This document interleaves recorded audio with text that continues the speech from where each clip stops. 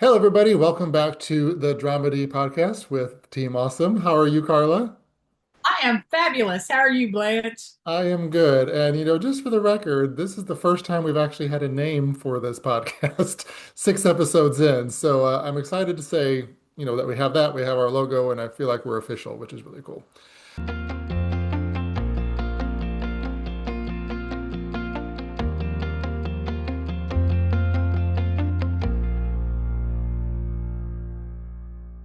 Um, if you're just joining in with us on what this podcast is about, it is all about my pet lesbian, Carla, who, as her shirt says, is perfectly imperfect. And, that's a very good description of you, I think. We'll find out more about that when we get into this So show. many stories to talk about. But of course, we're talking about, the strange year that was 2021 through 2023, really.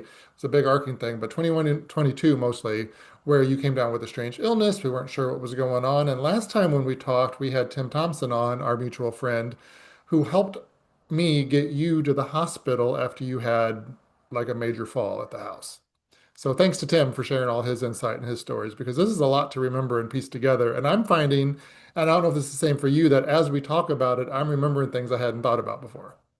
Me too. Me Yeah. too. Like every day. And even when we get off of an episode, I was like, oh, I should have talked about that because I forgot that had happened. And with people we're going to have coming on the different episodes that were along the journey with us, as Mhm. I talk to them about getting them scheduled for the podcast, they are bringing up stuff that I have forgotten about. And then I'm saying stuff they forgot about. And sometimes it's very happy, jubilant, funny stuff, and other times it's making me boo and cry.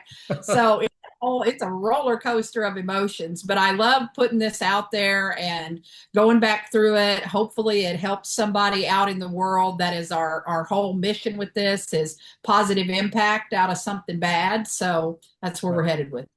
And of course, if you're listening to this on a streaming platform, thank you. But you can also go to Badass Problem Solver on YouTube and watch this recording as well and offer your comments and thoughts. And Carla will be monitoring those. I'll try to do it a little bit too, but responding to your questions and your thoughts too. So whenever we left off last time, uh, I had literally thrown you back into my Jeep to drive you to another urgent care slash emergency room that was away from the hospital we were in because we were told unofficially that there was a shorter wait and a better chance for you to be seen. Does that sound right? It does. And for those just coming in and maybe you're starting with this episode, at this point in the story, I am now paralyzed from my elbows to my fingertips and from my boobs to my toes. I can't really do anything with my hands, my arms, my legs. I was completely legless. It was kind of crazy, kind of crazy. And for the record, my boobs and legs were fine at the time. So we had those to get us through. So I remember us after spending an insane amount of time at the hospital, waiting for you to be seen, getting in the Jeep and driving south to Brandon, which was what, like a 30-minute drive or something like that, if that. Um, and I remember it was dark because it was like 10 or 11 o'clock at night. It was pretty late. And us just being like, this is ridiculous. How is this so hard? But I think we both had a spark of hope that, okay, this could be what we've been waiting for to finally get you into the hospital because that was our first goal.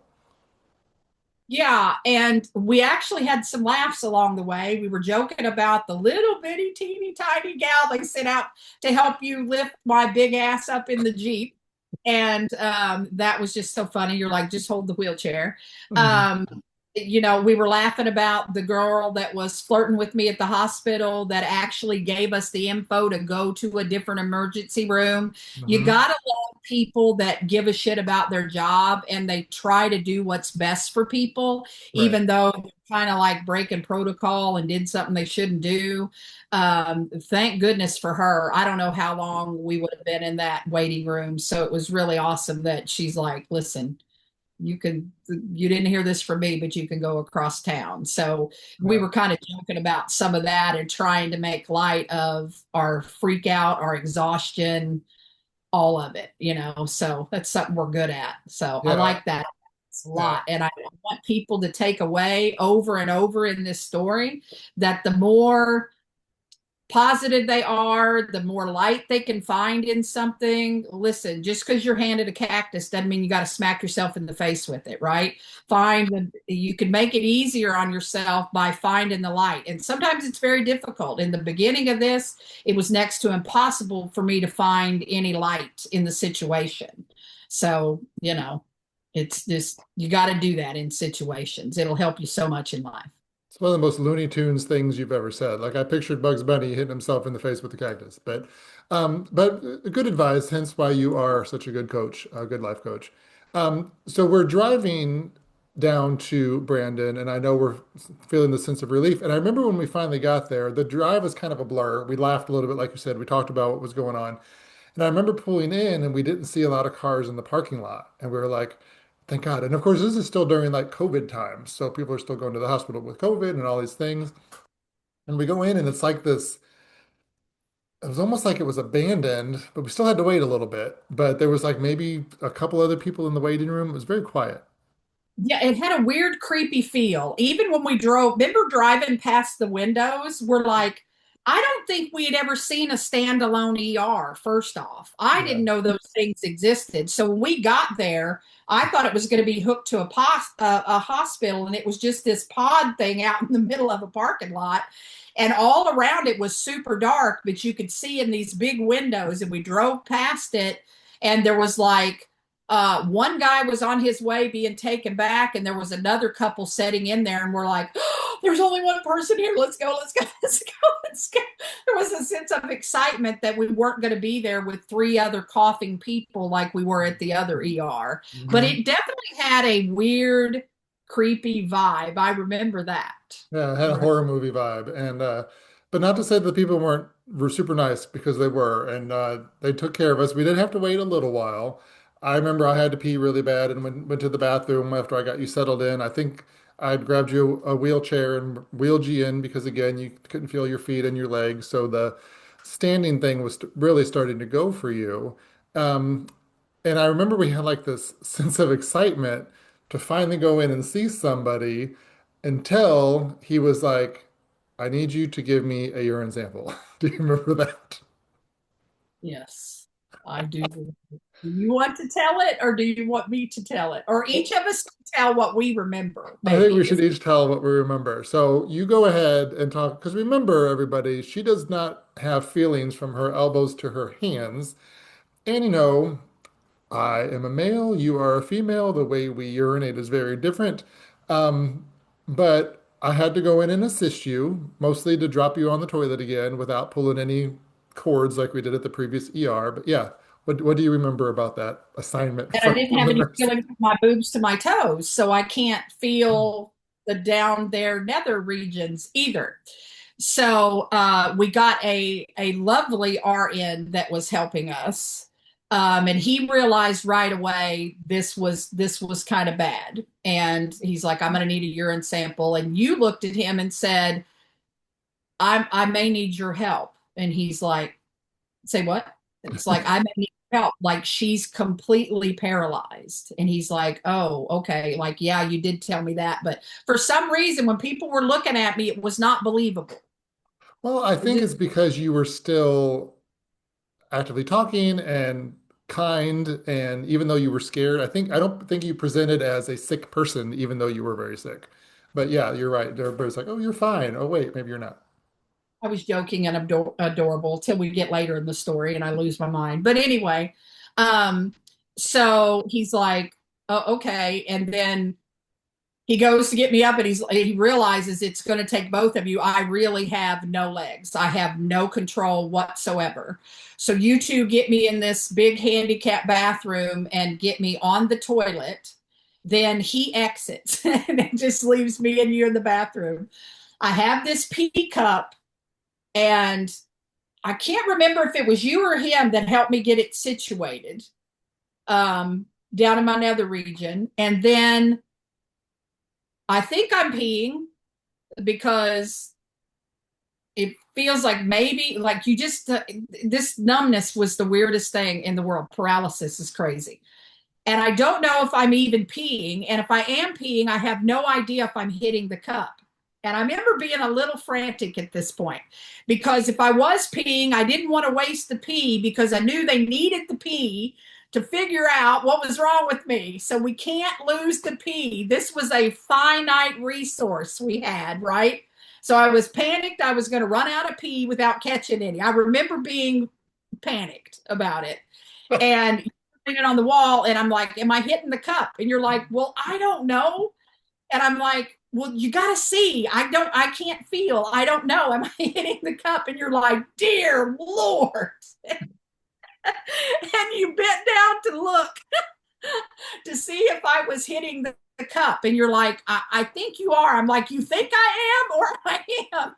And I was like, already being a little bit of a frantic bitch because I'm like, we cannot lose this resource. This is key to figuring out what's wrong with me. I did not want Um, any splashback. I did not want to get too close, but go ahead. so I remember you saying that, and then I don't remember much after that till you helped me pull the pee cup out, and it actually had pee in it, and then I was so relieved I was back to my angelic self, like magic all over again after that. And I remember us talking in the bathroom. I think when um, I was trying to clean up or drip dry, I remember you saying, I saw his face and he realizes how serious this is now. It's so good we took this bathroom trip because now they get it. I remember you saying that, and I'm like, ooh, Blanche is right. Now they're like, and we did. We got VIP treatment after that. That's when shit started to change. Yes, finally. And your account of the bathroom situation is pretty much dead on because that was exactly how it happened. He did help you position the cup, told you where to hold it. And but yeah, when he left, I was like, uh, now what? You know? So yeah, and I had to kneel down like I was an umpire to see if you were hitting the target. I think I remember saying to him, it he was apprehensive, and I said, it doesn't matter if you touch my hoo-ha, I'm gay. We're good. Didn't I say Yes, I this remember we that. cannot we need this pee? Like I just knew the pee was super, super important. The It was valuable whiz. like liquid gold, literally. And I remember we both felt like we had like won an award whenever we were like, ta-da, here it is in the cup. You know, I remember putting a little lid on it and like, okay, this is what we got. Like a Um, warm golden trophy. yes, and I did go out and get him to help me get you back onto a wheelchair to get you to the room. And you're right, we went right into Pants back on. I think he dried me off and stuff and yeah. helped me in the wheelchair. Yeah, he cleaned you up and got you ready and then took you directly into a room. And then the challenge was getting you on the table, which we did. And then I remember sitting in the side. And remember, this is a Friday night in Florida. So it's this weird place. I actually had to work the next day at a special event at the beach. And I'm starting to think now, oh, what time is it? I got to be at the beach at 7 a.m. Are we? It wasn't, oh my gosh, I got to sleep. It was, are we going to be done in time? Will I even be able to get there? What, you know, so I'm trying to think about that as well. But fortunately, they had the right people there to check you out and examine you. Do you remember the exam at all? No, here's the few things I remember. I remember us going, it was like a luxury room we were in. It was We were nice. by ourselves. And they made it dark so it would kind of chill my nervous system. It was nice and cool because I was having overheating issues with GBS. You can't control your body temp from hot to cold. It's very, very difficult.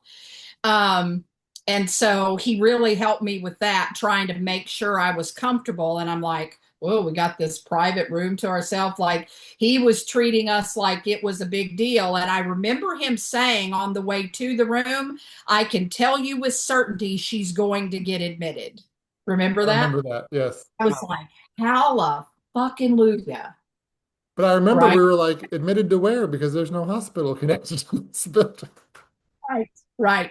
And then I don't remember how much later he explained he took a bunch of vitals and then he explained we were waiting for a special ambulance Yes. because I forget exactly what that ambulance was called, but it's in case of heart attack and stroke. Again, my blood pressure, heart rate, everything, because GBS pushes all that up to really, really dangerous levels. And they don't know what's wrong. They can't give you sedatives. They don't really know. There's not much they can do with it until they figure out what's wrong with you. And he was dumbfounded what was Right. wrong with me. Um, but my brain just froze. See, that's a GBS thing. Your brain will just go and stop. So it's Oh. getting much better, but I still have those moments. I give a whole new meaning to brain freeze. But so yeah, you tell about the exam because I'm not remembering part of that, and let me see if I can remember the rest of this. Well, I mean, they did the regular things, the temperature, checking your stuff, can you feel this? I remember them doing something with your foot, hitting it with a little hammer, and you're like, I don't feel anything happening. So it was just like all the physical stuff. I think they drew blood again, or tried to. I don't know if it was successful because that was always a challenge too. Um, but I remember at some point it was just got really quiet. They had done all they needed for you, and we learned that they were waiting for the specialized ambulance to come. And we still weren't 100% sure where you were going. And I remember sitting, those hospital waiting room chairs are so uncomfortable and they have the arms. And I'm like trying to lean back and rest. And I'm like, I'm not going to be able to sleep, which is fine. But, I think had both hit like that. Well, I know I had hit that wall. I'm like, I am so freaking tired. This has been going on forever. I think you were finally like, I'm comfortable. I'm in good hands. Something good is going to happen. So we kind of like body swapped a little bit. I think not that I was panicked, but I think I just hit that exhausted point. Um, every once in a while, I would go out just like, is anybody out there? Have we been abandoned? Because again, it was such this weird ghost town of an ER. But I remember it wasn't our original nurse who told us, it was one of the women who was there, came back and said, we heard the ambulance is on the way. We're going to take you to the hospital. And I think that's when I asked, I'm just like, that's great. What hospital are you going to? And she says, we're going back to the hospital where you had just left the ER to come down here and we're taking you back up there. And I think I had one of those moments where I just looked at you. I'm just like, how is this real? How is this how this works? Yeah, So we, we, frustrated. we couldn't believe it. We're like, we had to go to a different ER to go back where we came from when they could have literally just taken me upstairs. Yeah. And the only reason we were at the second ER so long was because they were waiting for this special ambulance because it had to have three people in it. Hmm. Two had to be in the back with me, and one of them had to be like cardiac certified because I was off the range Right. of where it was safe to even be moving around. But they're like, we've got to get you there. And gosh, I wish I could remember the name of that ambulance. It's a special kind. It looked all different. It was designed all different. It was completely different. But I will tell you, the two guys and girl that were in that ambulance, they did not mess around. Well, I remember them coming into the room to load you up, and they were all very, very nice, but like very prompt. Like, let's go, we're doing this. This is what we're going to do. This is how, like, suddenly they were in control. And I think that felt like I could, like, finally back up and say, do your thing. And you relax too. And you're like, yes, do what you got to do to me to get me some help. Yeah, and I was like, hallelujah, it's so good to see you guys. And they're like, we are shocked you were in the spirit. I remember on the ambulance ride, they're like, we're shocked you're in the spirit you're in the situation you're in. And I'm like, what am I going to do? Make it worse? Like, Right. I'm out of choices. So I'm just glad that somebody's listening. And I had told the guy in the back a little bit about what was had kind of happened with all the doctors. And I also told them that I'm severely claustrophobic. And this ambulance had so much. You think a normal ambulance has got a small chute in it? This had so much specialty gear in it that literally this guy is like up against my face, monitoring me. The two in the back were like right on me, and stuff was right on me over here. Like there wasn't any room. It was a very, very tight fit, but they were like militant about what they're doing. You get a sense if people are like they are really good at what they do. And all Mhm. three of these people were exceptional. And further down the road, we'll talk about more people that were past exceptional in their occupation that I was so lucky to have bumped into. For it to be bad, it was good kind of thing. And they were great, monitoring everything. And they had called ahead to the hospital and got things in order, and they were trying to keep me calm. They gave me very specific instructions on what I had to do along the ride when they told me to stop talking, because they were very, very precise in what they were checking. They had a clock going every so many seconds. They were checking different stuff. It was very, I was like, oh shit. And they were genuinely worried. You could tell they were worried and that this was serious, and they took it extremely serious. And Mhm. I just felt like I was in such good hands that somebody was finally like, this is serious and it's important that we get this taken care of. But they were not messing around. I was in their hands and I was going to be very well taken care of. I don't know if you remember this part very well. This just popped in my head. Do you remember us saying goodbye before you got into the ambulance? And then me asking you, I'm like, do I follow you? What do I do? Do you remember that at all? Don't refresh my memory. Yeah, I mean, I don't remember it super clear, but I remember asking him just like, I can't ride with you in the ambulance. I can follow you in the Jeep. Do you want me to come back? And you're just like, go home.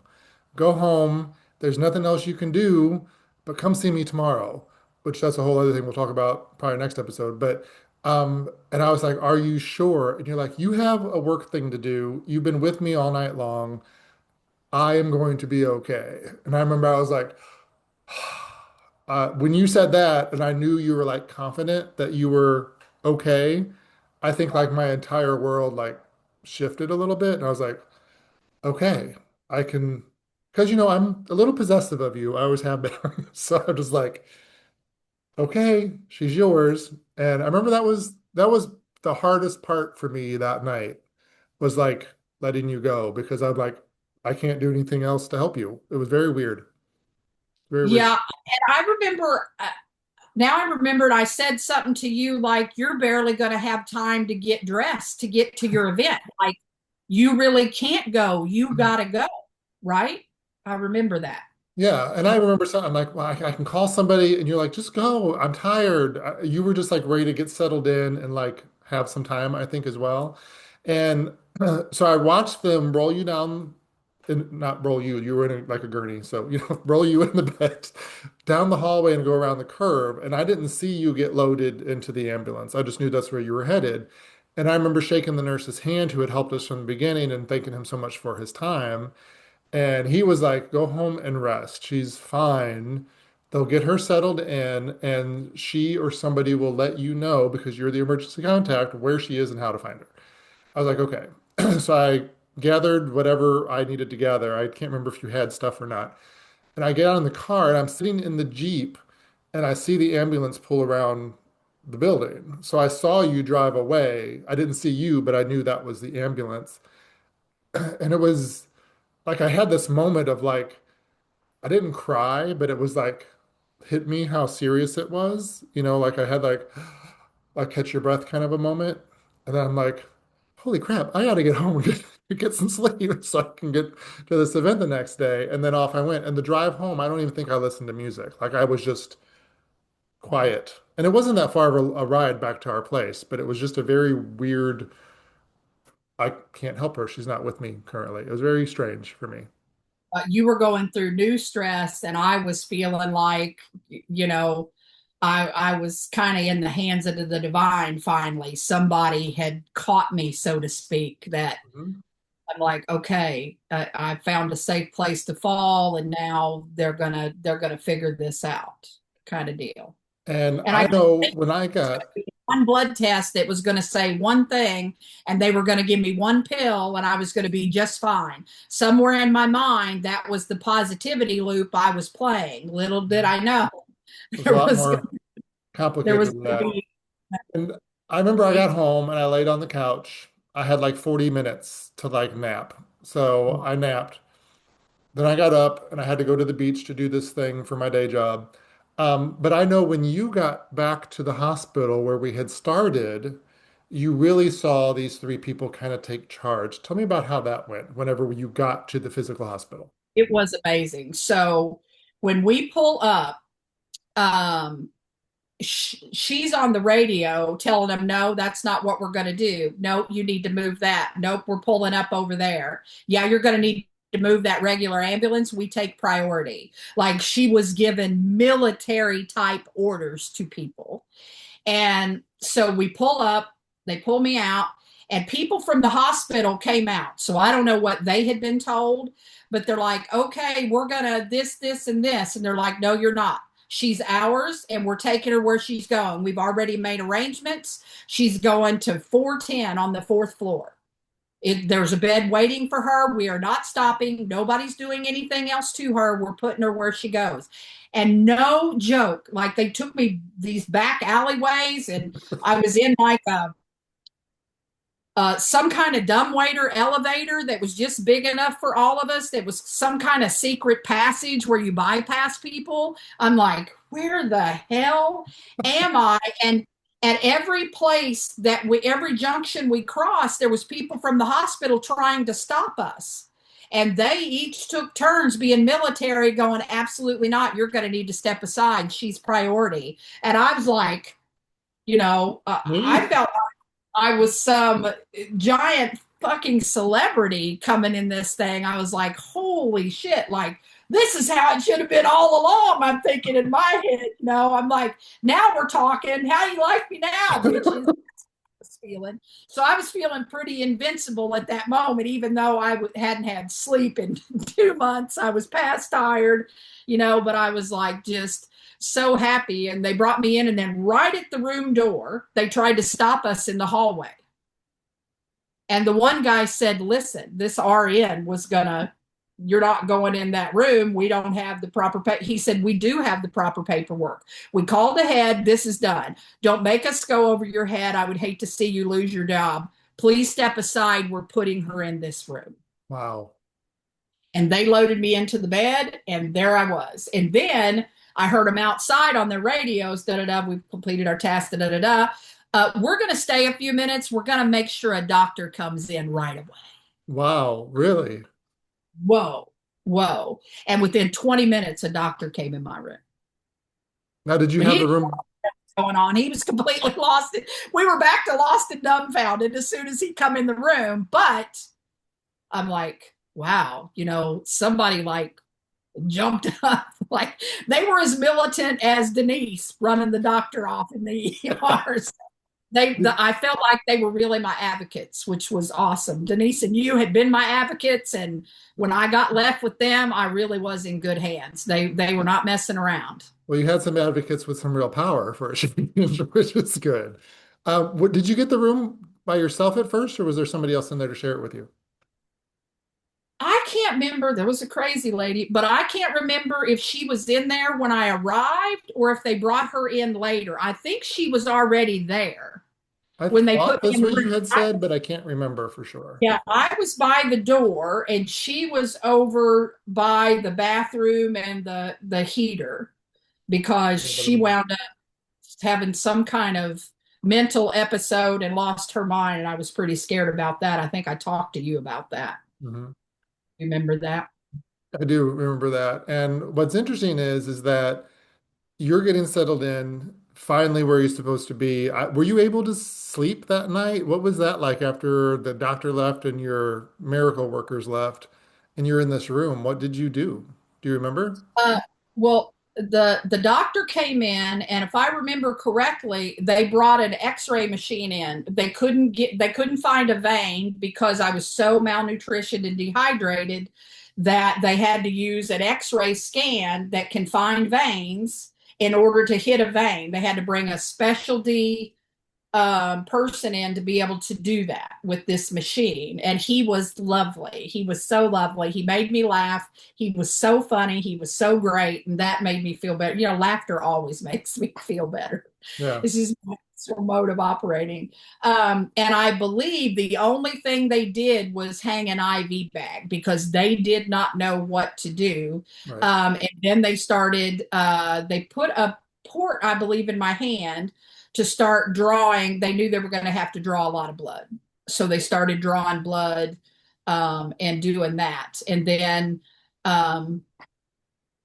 they sent a nurse in that just thought she was going to get me up and walk me to the bathroom. I'm like, that's not going to happen. And she's like, come on, you can do it. I said, it's not a matter of I can't do it. I am completely paralyzed. They wouldn't have put you here if you were completely paralyzed. Well, they did, and I'm completely paralyzed. And so she had to talk to a bunch of people. Another group came in. Finally, a rehab gal came in, and they're like, we have to put her on a seriousness. So they stand you up on it and they roll you to the bathroom. They turn you around. It's this whole process. I lived on one of those for weeks and for two You're months. almost like a puppet on that thing, Yeah. like Yeah. the big lesbian Pinocchio. Yeah, yeah. Well, we have Chelsea on. I believe she'll talk about when I was like in a diaper, the role of me. She thought it'd be funny to take a picture. She has a picture somewhere of We'll that, have to of get that. up on this thing, paralyzed, my body just thrown against it, wearing a diaper till they can get me to the bathroom. But um, so, That's your dating app photo, isn't it? huh? That's your app. That's your dating app photo that you use, right? That.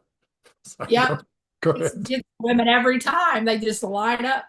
Um, so then became new challenges because we were back to not knowing what was happening and what was going on, and they didn't even really know how to properly care for me because it was a rehab situation. Like they don't get many people coming in off the street paralyzed Right. all of a sudden. It was a new thing. The nurses had never seen anything like it. They were dumbfounded. So over the course of the time. I think I was downstairs a week before they took me upstairs.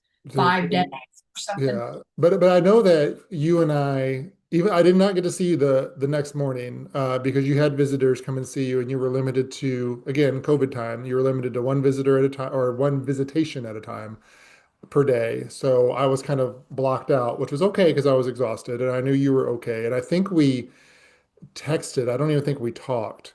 And you were like, I have friends here. I'm okay. You can come see me tomorrow. Don't even try to make the trip, which I didn't. But I think we both, I know I felt like, even though we still didn't have an answer, it was like a big victory. Like she's out of the house. Not because yay, she's out of the house, but yay, she's in the hospital finally. Right. And the nurse had to push the voice button for me so I could send anything Oh, because I couldn't send. So yeah. Yeah, it was. I remember sending a picture to Tim, my now husband, that morning. And I don't know if I sent it to you or not, but it's. I ran by Starbucks, got a coffee on my way to the beach for the thing. And I like took a picture, like, here we go. Let's try to do this before I can get back to the hospital. And surprisingly, I looked really good for having been up all night. But shocking. But I remember when I got home after the event, I like collapsed. I was so freaking tired. And then I was excited to be able to finally come see you the next day, which we'll talk about on our next episode because we've talked a lot already on this one. Um, what a freaking chaos day we had just to get you into the hospital. Insane. And a lot of that I had forgotten about too. Um, Anything you want to say as we start wrapping this up about finally getting checked in? it just felt, well, I was really flying high with the ambulance. But then when I got in the room and the doctor came in and didn't know what was happening and they had trouble finding veins and that was a whole thing. And then the nurses didn't even know how to get me to the bathroom. It was this, I'm like, oh my gosh, I'm back in this mess again. I had a couple hours of bright light and now I'm back in this mess again. And then I remember like, okay, Carla, get a hold of your mindset here. And I said, self, and I knew it was me because I recognized my voice. I And your said, self, boobs? yep. Sorry. I said, self, listen, You got really good people that showed up once, more good people are going to show up again. So you got to kind of stay in that mindset. But I will tell you, it comes in and out, it bounces in and out because you just, it's so hard. It's so hard. And I'm a positive person, but it was really tough to get in a positive mind frame and stay there. Eventually I did, but I wasn't quite there yet. I was vacillating, just like they kind of had me in good hands, they kind of didn't.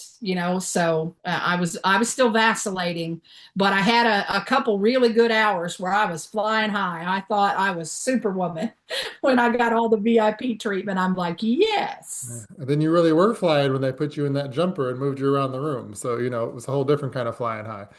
Well, Um, yeah, I'm thankful that as crazy as that night was, that we accomplished getting you there. And I know that there was still a long journey ahead of us, but I know the sense of relief that I had of not that she's not my responsibility anymore, but it's like people who can actually help her are with her. Because if you had had some kind of episode, all I was able to do was haul you around and throw you into vehicles that and drop you on toilets. That was my skill set.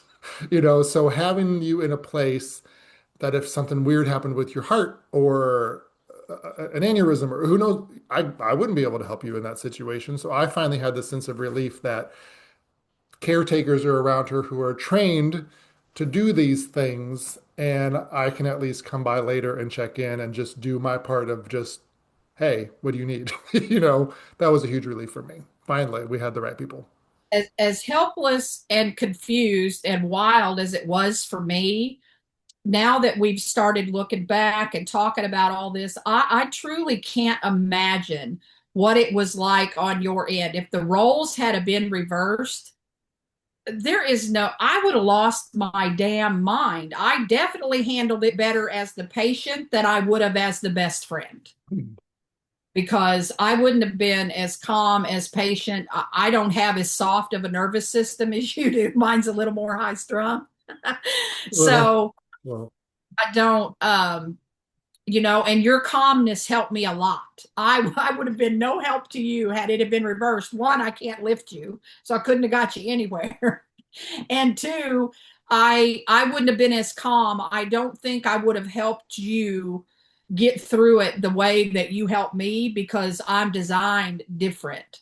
So I just can't imagine being in your shoes and looking at that and not being able to do anything. That has to be a crippling thing, mentally and emotionally, all on its own. it is, but don't sell yourself short because you've taken me to the ER before. A long time ago, when I had a crippling headache, we found out later it was viral meningitis. You took me to the hospital. I don't remember any of that visit, but I remember you were like the one that cared for me, and I was happy that you were there. I don't know what happened because I was out of it, but you have been in that role before, so, and you're good at it. True, you could not have thrown me into a car anywhere. Who knows? You might have been able to. I don't know. But you're a good caretaker too, so don't forget that. I Um, remember I was like, I think I'm the one that actually told them maybe a spinal tap. I think I actually said that when you went, and I remember how painful that spinal tap was for you. And yeah, yeah, you were in shape that time. yeah, Yeah. that was like early 2000s. That was decades before all this craziness. Um, it's always been an adventure with us, no matter what we're doing. And I'm glad that we've called this thing the Dramedy Podcast because that's exactly what our relationship has been over the past 30 years.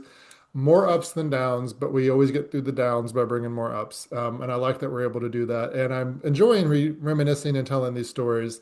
And I hope everybody who's listening, I hope you're enjoying hearing this as well. Again, go to the YouTube channel at Badass Problem Solver. Comment on these episodes. Let us know what you think. Tell your friends, tell your families about it. We really want to get this word out. And as Carla shares her journey. And pretty soon we'll be recruiting for who's going to play us in the movie. So we got to figure that out too. At least Netflix series, Netflix, if you can hear us, we got, Exactly. we got a lot of footage. Just saying. Just Just saying. saying. Yeah. Any last thoughts before we go, Carla? No, just I hope people listen, share it out. This could help somebody who could be struggling with anything in the world. They could have something that's just got them confused. It doesn't have to be a giant medical, quagmire for this to help somebody be like, you know what? I could change my mindset. What is the good in the bad? What could I do for myself at this point? And who's in my tribe that could be my advocate right now? Who could I lean on? Who could I go to and say, help me with this? Like, so it could help somebody in the world. So help us ripple it out.